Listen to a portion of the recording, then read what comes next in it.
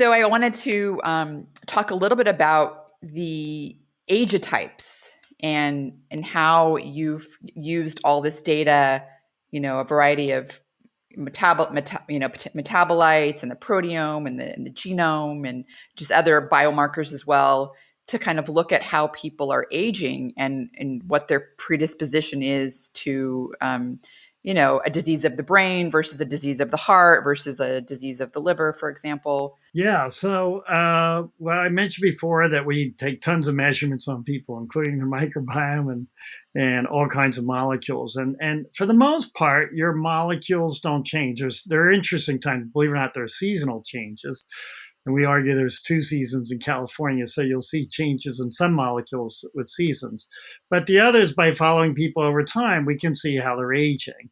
And it's the first time it's been done in this kind of detail. And so normally when they study aging, they look at the difference between old people and young people and say, oh, old people have this and young people have that. And therefore, like hemoglobin A1C, a marker of diabetes, old people have more and young people don't. Therefore, it changes over time. And what we discovered, and I don't think it's a surprise, but it's nice to show, is that people are aging differently.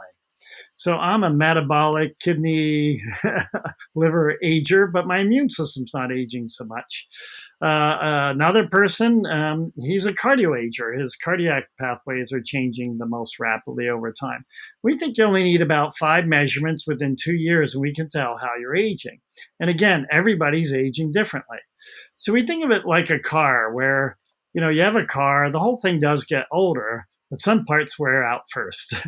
And so we think that's what's going on. And, the cardio ager, the heart, we later learned that person was stage 2 hypertensive, which kind of fits with the idea the cardiovascular system was going off.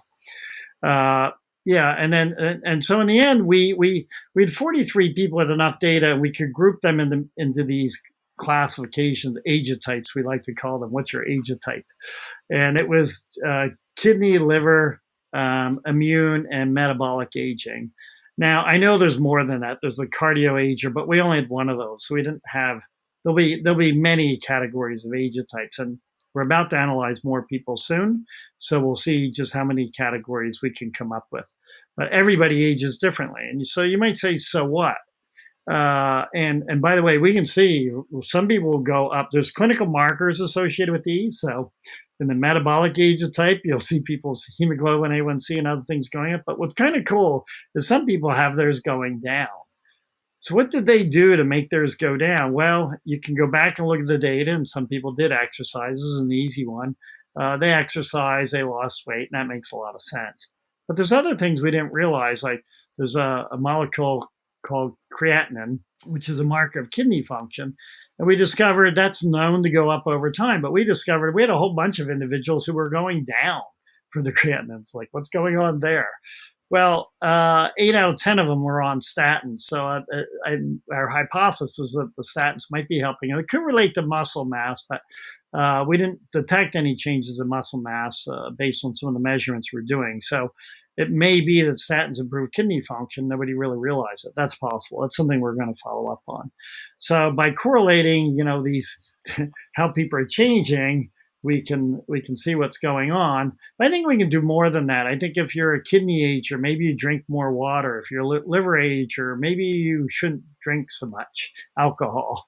We think, again, it's actionable information. If you're immune ager, maybe you want to take, turmeric or coumarin, some of the garlic, things that should, help with your immune system, give you a little immune burst. So we think that's the information does have value.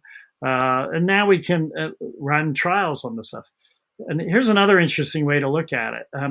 In today's world, if you walk into a drugstore, you'll see a whole aisle on supplements. A lot of them purporting to, give you longevity and you'd have no way of knowing if that's working. Almost anything that's put out there that tells you, this works for increasing your lifespan. How do you know?